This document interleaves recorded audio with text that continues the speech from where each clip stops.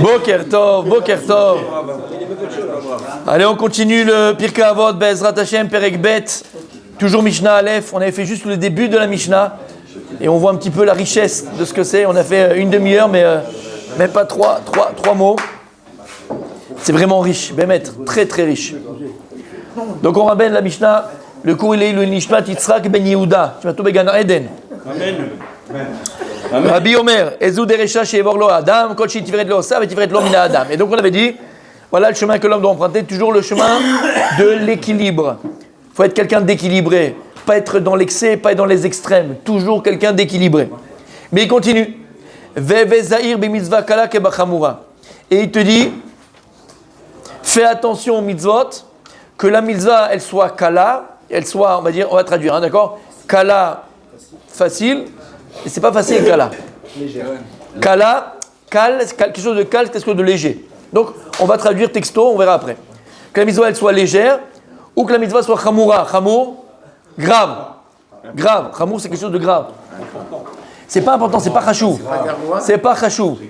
Chamoura, c'est grave. D'accord? Donc, fais attention aux mitzvot, qu'elles soient légères ou qu'elles soient graves. Parce qu'en vérité, tu ne sais pas le salaire des mitzvot. Et là, les commentateurs de s'interroger, alors beaucoup de commentaires, mais on ne va pas tous les faire, on va essayer de réfléchir nous par rapport à ce qu'on a besoin aujourd'hui. Quand on dit Veve Zahir, sois Zahir, fais très attention aux mitzvot. Lama, quand tu as une mitzvah, non, fais attention. Quand tu as une mitzvah, quand tu as une mitzvot qui te sont proposées, fais attention. Parce qu'on a toujours tendance, nous, à quoi? À faire de la Torah un menu. On va faire de la Torah un restaurant. Tu peux répéter, j'aime cette phrase? La Torah à la carte. Et je vais un petit peu développer, un peu m'émanciper dans ça, disperser. C'est non, reviens Léon, j'ai les mêmes à la maison, pas du tout. C'est un réformiste, c'est leur problème. On parle de toi et de moi et de nous. Très souvent, on fait la Torah à la carte. Alors, on sort un petit peu du contexte de la Mishnah dans Pirkei Avot, mais c'est tellement vrai. On fait la Torah à la carte, on a notre menu. Alors, ce qui nous embête pas, maintenant on va le faire pour nous. Ce qui est calme pour nous, Rabbi Daniel, ce qui est pas trop difficile, ce qui est léger pour nous, ce qui est pas trop difficile, on va le faire gentiment, tendrement. Et attention, tu vas même en parler autour de toi. Ah bon, tu fais pas ça? Ah bon, tu fais pas comme ça? Lama, parce que pour toi c'est facile. Pour toi c'est facile, ça te dérange pas. Donc non seulement c'est vite fait parce que c'est facile, mais en plus autour de toi t'en fais. C'est comme les types qui jettent une pierre et puis ça éclabousse autour. T'es obligé d'éclabousser autour et montrer que tu fais où les mitzvot. Mais dès que c'est une mitzvah qui commence à t'embêter, chamoura, c'est une mitzvah qui est grave, d'accord? Qui est chamoura, là, Habibi, ça ne rentre pas dans ton registre. Toi, c'est pas dans ton Shulchan Aruch. Tu comprends?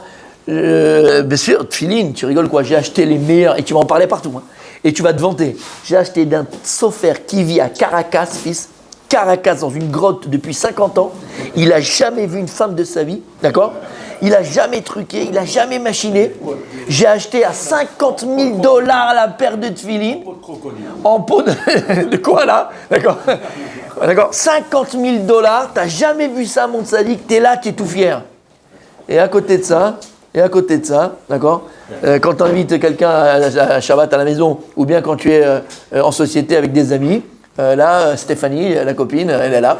On se fait la bise, on discute, on est là, on se tape la main, on se tape la hanche, on fait la bise. Mais Habibi, tu fais quoi en fait? Qu'est-ce que tu fais en fait? C'est quoi ton histoire? Manque de cohérence. Ouais, mais là, exact. Émet. C'est vrai ce que tu dis, je ne veux pas dire l'inverse, c'est émet. Ah, bah, ici, mets le point sur ce qu'on fait nous de la Torah. La Torah, on en fait un menu, on en fait un restaurant. Ça, c'est facile pour moi, je le fais. Ça, c'est plus difficile, donc je ne le fais pas. Ça, c'est machin. Ça m'embête. Ça me dérange. Ça, c'est chameau. T'en fais un saucisson. Et tu prends le morceau que tu veux. Il est moins gros, il est plus gros, il est plus sympathique, il est plus gentil, c'est plus sympa. T'as compris ce que ça veut dire?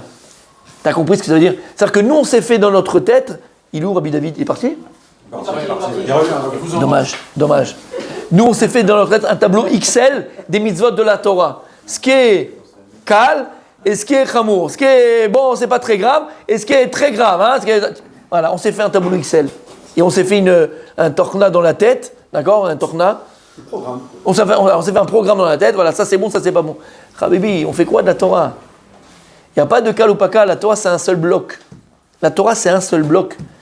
La Torah, c'est une seule Torah. Alors tu vas me dire, mais on peut pas tout faire. Et bien sûr qu'on peut tout faire. Il y a des niveaux, on a oui. Mais ce que je suis en train de te dire, c'est pas ça. Moi, ce que je suis en train de te dire, c'est que tu t'inventes une Torah. Comme disait le Chazon Ish, comme disait exactement, il y a fait, tu te réconfortes dans ta nullité. Comme disait le Chazon Ish, il y a des gens, Chazon Ish disait, il y a des gens qui font de la médiocrité une religion. T'es médiocre et t'es fier. Et celui qui fait plus que toi, tu te moques de lui d'ailleurs. Ça va, faut pas être extrémiste aussi, parce que j'ai embrassé ma copine, ma femme, on se connaît depuis petit. C'est bien le problème. Il n'y a pas d'amitié homme et femme. Bref, là va, vous êtes un peu bizarre dans votre tête. Vous pensez vraiment au mal tout de suite, des trucs bizarres. Vous êtes tordus. Hein. C'est vrai. Non, Adam, ça marchera pas, tu m'auras pas. Si on est médiocre, on n'est pas fier, c'est déjà pas mal, non? Quoi On est médiocre et qu'on n'est pas fier, c'est déjà pas mal. Tu veux que je crois que c'est pire. Je crois que c'est pire. Au moins, médiocre et fier, au moins, il est fier de ce qu'il fait. Comme on a dit dans la Gemara, dans Brachot, Yesh lo olamazé. Au moins, il est à l'olamazé, le médiocre dans ce monde-là. Mais celui qui est médiocre et qui n'est pas content, alors il est frustré. Il a ni olamazé, il est olamaba. Tu vois? Ça dit que dans la vie, il faut être. Soit tu es un vrai avarian, tu vois ce que je veux dire? Soit tu es un vrai avarian, soit fais pas le mytho, ça veut dire fais pas entre les deux. D'accord? Comment? Je parle pas de Benoît, je parle d'avarian. C'est pas pareil. D'accord? Et c'est ce que j'allais dire à Michael. Ce que j'étais en train de dire maintenant. C'est ce que j'étais en train de dire maintenant. Quelqu'un qui grandit dans la Torah, qui avance dans la Torah. Bien sûr, on ne peut pas tout faire d'un coup et on avance, on évolue, d'accord? Mais il connaît les règles du jeu. Il ne va pas te dire que, tu comprends la médiocrité, que d'embrasser Satan, d'embrasser une femme qui n'est pas embrasser la bise, hein, je ne parle pas embrasser sur la bouche. Hein. Oui. D'accord. Non, parce que toi, je t'ai vu tout de suite les yeux qui. Non, je te parle de faire la bise à une femme qui n'est pas la tienne, ok? Il y en a qui vont dire c'est pas grave. Il y en a qui vont te dire ouais, ça va pas être extrémiste. Et il y en a qui vont te dire j'arrive pas encore. Et j'essaye, j'évite. Alors maintenant, j'embrasse que les belles, j'arrête d'embrasser les moches. Tu vois, t'évites, Léat, tu vois. Mais non, il n'y a pas d'intérêt. Il n'y a pas d'intérêt. Il n'y a pas d'intérêt. Ah, ça c'est beau, ça. Ça c'est classe. Bravo. Il y a une femme qui veut te faire la bise et puis ça fait je suis désolé, j'embrasse que les moches. Il a fait. T'es comment il les drague, lui c'est pire encore. T'es comment il les drague.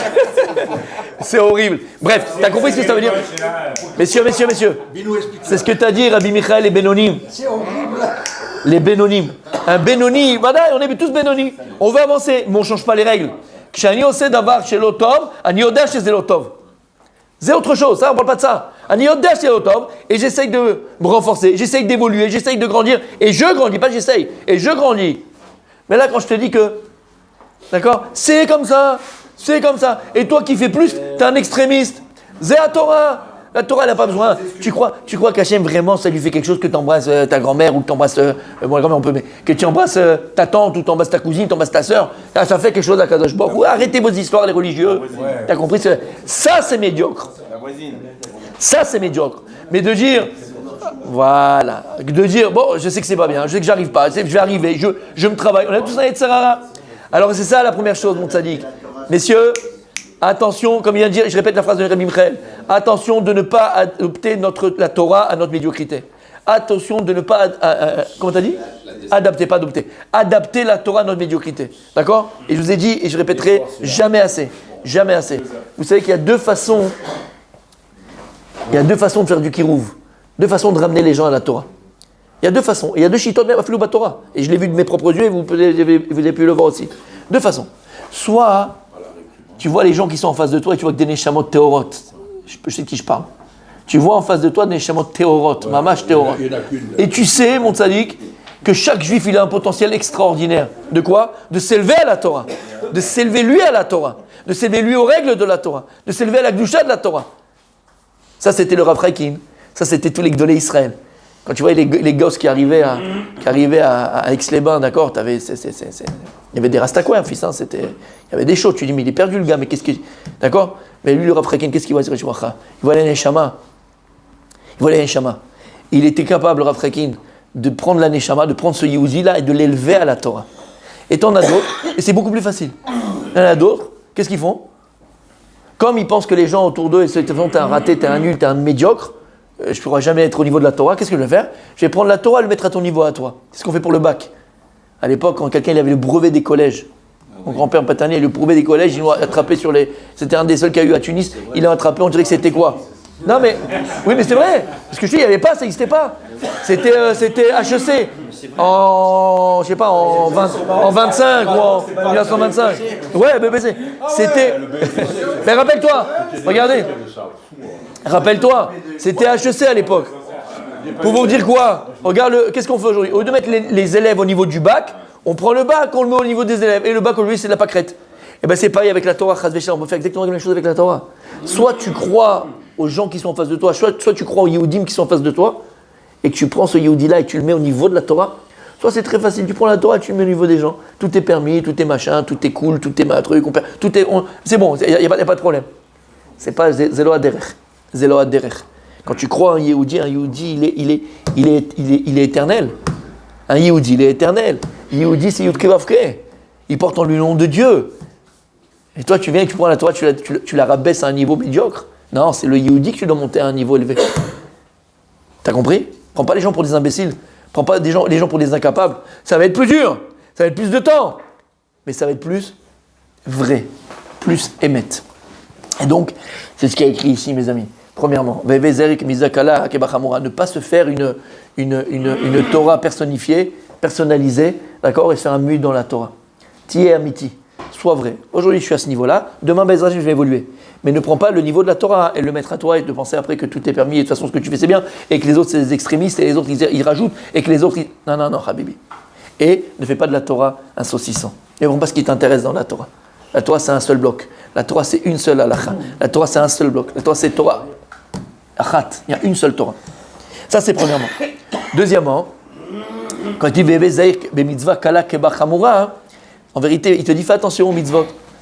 D'accord? Fais attention aux mitzvot qui sont légères et les mitzvot qui sont graves. Alors ici par rapport à quoi? Il y a cette notion, les commentateurs nous disent, il y a une notion de kal et de léger et de chamour. Au niveau de quoi? Au niveau entre guillemets de la sentence.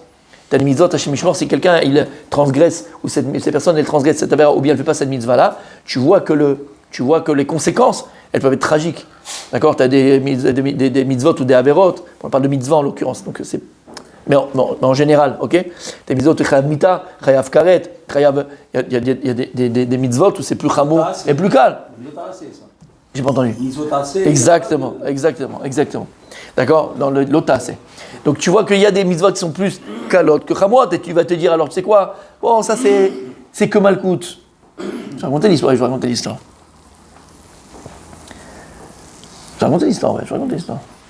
Tu vas même faire des calculs, tu vois, dans les avérotes. Bon, alors attends, si je fais comme ça, bon, c'est moins grave. En fait, si tu vas avec une jeune fille, une femme qui n'est pas mariée, c'est juste malcoute. C'est juste, on tape. Mais alors, si c'est une femme mariée, c'est adultère chez Mishmor, c'est chayav mita. Donc là, c'est grave. Bon, tu sais quoi? Bon, même avec une jeune fille, tu commences à faire un tralouid dans les mitzvot, dans les machins, Qu'est-ce que tu fais en fait? Ah, c'est l'histoire que vous avez racontée, elle dit... Exactement. Exactement. Est-ce que je dois aller me mikvé? Parce que si maintenant elle est nida, j'ai carrette. Et si elle est mal mikvé, c'est que malcoute. Qu'est-ce que je fais? M'appeler au téléphone. Qu'est-ce qu'on fait? Mais ça, c'est les chigoulés plus simples parce qu'on sait que c'est plus grave. Il y a des choses qu'on ne sait pas. Ah oui, mais là, c'est chaud aussi. Hein? C'est chaud quand même, quand tu rentres. Regarde, moi qui pour, je m'en fous un peu, d'accord? Mais il y a un truc que j'ai pris depuis que je suis petit, je sais pas pourquoi de mon grand-père. Dès que je mange du pain, je fais Birkat Amazon. Mais Kippour, j'en m'en fous, mais à un point, Dieu, je m'en fous. Mais donc je vais manger à Kippour, je fais Birkat Amazon ou pas? Tu réponds quoi au gars? Espèce de tordu de la tronche. Espèce de tordu de la tête. T'as compris ce que ça veut dire? Donc là, c'est ça. Donc, le Rambam il dit, c'est quelqu'un qui va se tromper au mikvé, vesheretz beyado. C'est quelqu'un qui va se tromper au mikvé et il a un sheretz qui rend tamé, un animal rampant, dans les mains. Et quand on arrive dans ça rend tamé, et lui il se trompe au mikvé. À qui tu mens, avec qui tu joues, avec qui tu fais le mytho? Tu veux que je te dise ce que je vais dire, ne prenez pas au premier degré, d'accord, prenez au second degré, mais c'est émettre ce que je vais dire. D'accord, prenez le fond et le fin fond de ce que je vais vous dire. Messieurs, je préfère que tu saches que tu fais une belle avéra, que tu enveloppes cette avéra, qu'on a vu Shabbat, sa voix, que tu vas colorier cette avéra, ça va par mitzvah ou par mytho. Là, au moins tu sais que c'est une avéra. Tu peux faire tes choumas. Mais si t'es un mytho dans la t'es fini, t'es mort. Mais tu sais que ça va très loin parce que la Gemara a dit que tout celui qui fait une avéra une fois, deux fois, troisième fois, là c'est ok, pour lui après c'est permis. C'est permis. C'est permis. Donc fais attention. Fais attention les Pirkei Avot, fais attention. Fais pas de différence entre les mitzvot. Commence pas à faire des différences, ça c'est plus facile, ça c'est plus léger. La conséquence elle est moins grave, la conséquence elle est plus grave. Tout est grave. Tout peut être grave, d'accord? Tout peut être grave. Ça c'est deuxièmement. Et troisièmement, on dit Ebezer kemiza kala kebachamura. Et il continue. Pourquoi il te dit? Il te dit pourquoi? Parce que tu ne connais pas, tu ne sais pas le salaire des mitzvot. Quel rapport? Le rapport, il est Rabbi Asher Nissim.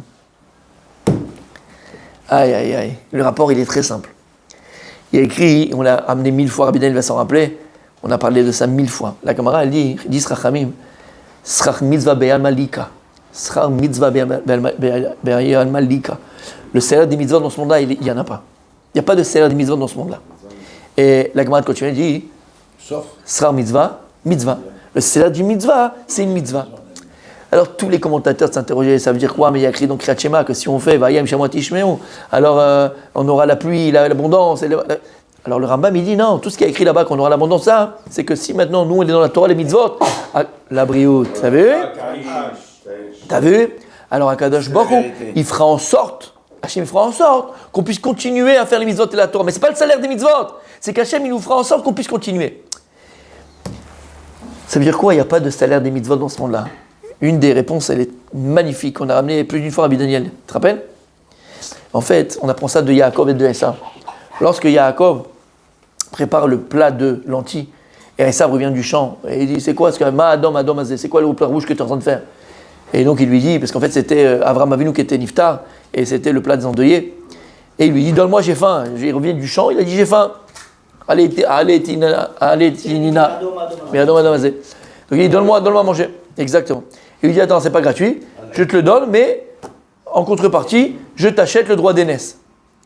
Il dit que demain je mourrai, à quoi il me sert ce droit d'aînesse? Il me sert à rien du tout, et donc il lui vend le droit d'aînesse. Tous les commentateurs, mon tzaddik, tous les commentateurs, Rabbi Michael, tous les commentateurs, de se dire, attention, halakha, mekartaout. Mekartaout, c'est quoi mekartaout? C'est que la vente, elle est nulle et non avenue, elle est annulée. Quand tu vends quelque chose qui n'est pas au prix, c'est-à-dire que par exemple ça coûte 1 shekel et toi tu le vends à 10 shekels ou à 20 shekels ou à 30 shekels ou à 50 shekels ou même à 2 shekels alors que c'est pas le prix, d'accord? Shtout, plus qu'un shtout, c'est un 60e. Alors c'est nul et non avenu. La vente, elle est nulle. Tu l'as volé? Caduc. Ouais, mais tu vas le laisser, il t'a volé. C'est halakha. Halakha, pas dans le droit. Non, pas ici, halakha. Alors il te dit, quand Yaakov il a acheté le roi d'aînesse avec un pain de lentilles, le roi d'aînesse c'est trop Beth Amikdash, c'est les korbanot, c'est Cohen, c'est. D'accord? Il a pour un plein de lentilles, il s'est fait avoir. Mais Kartaout. Mais Kartaout. Oh, attends, mais Kartaout. Et la vente est nulle et non avenue, il pourrait dire ça? Alors il vient et il te dit, écoutez bien ce qu'il a dit Rabbi aussi, écoutez bien. Et de là on apprend quelque chose d'extraordinaire. Pourquoi on te dit Shena Teodea Matan Srachel Mitzvot? Parce qu'on ne sait pas le salaire des mitzvot. Teodea, parce qu'Akadosh Baruch Hu il n'a pas donné de salaire des mitzvot exprès. Pourquoi? Parce qu'après 120 ans, la même mitzvah, c'est quoi la même mitzvah? Tu es venu un matin à Ohel Yonatan. Tu viens, et toi tu as pris un verre d'eau, et moi j'ai pris un verre d'eau. Et je suis venu et j'ai fait Baruch Ata Hashem Elokeinu melech haolam shakol niya bidvaro. D'accord? Toi tu as fait shakol niya bidvaro. Après 120 ans, sur cette même mitzvah, je donne un stam, d'accord? Je reçois 20% du salaire de la mitzvah. Et lui, il reçoit 100%. Je dis, mais attends, j'ai fait shakol, il a fait shakol, on a la vidéo, on a tout pareil, on a bu la même chose. Makara. Il dit, Habibi, attends, la mitzvah qu'il a fait. Oui, kaven, shakol, niya, bidvaro. Toi, tu as vu l'autre, tu as bu, tu sais même pas ce que tu as dit. Rappelle-toi, tu sais même pas ce que tu as dit. Et même tu as eu ta safek, j'ai fait Shibo Adama, j'ai fait shakol, tu sais même ce que tu as dit. Et il dit, en vérité, mon tzaddik, écoute bien. Pourquoi Kadosh Baruch Hu, tu ne sais pas le salaire des mitzvot? Tout simplement parce qu'il n'y en a pas. Qui c'est qui met le prix à une mitzvah? Ata, c'est toi qui mets le prix à la mitzvah. Si pour toi la mitzvah d'être finie, elle est chère, et que tu rates pas une fois la tila Betsibour, et tu es là même quand tu as 42 fièvres, et tu fais tout pour être Betsibour, même quand tu es loin, machin, la mitzvah, elle est exponentielle. Mais si toi, la mitzvah d'être finie, pour toi, tu sais même pas ce que tu fais, il n'y a pas de kavana, il n'y a rien du tout, une fois oui, une fois non. C'est le salaire de la mitzvah. La reine, peut-être qu'après 120 ans, il y avait des mitzvot qui étaient chamourat, très chamourat, mais Ah bah, il n'y a pas eu de kavana, il n'y a pas eu d'âme, il n'y a rien eu à cette mitzvah-là. Et l'autre à côté, il a fait une mitzvah kala, simple. Shakol et Milvarot, c'est une mitzvah très kala, d'accord? C'est pas très difficile de faire shakol avant de boire. Mechila, excusez-moi, d'accord? C'est pas difficile. Et le type qui a fait shakol, alors que toi, c'est pas shakol que t'as fait.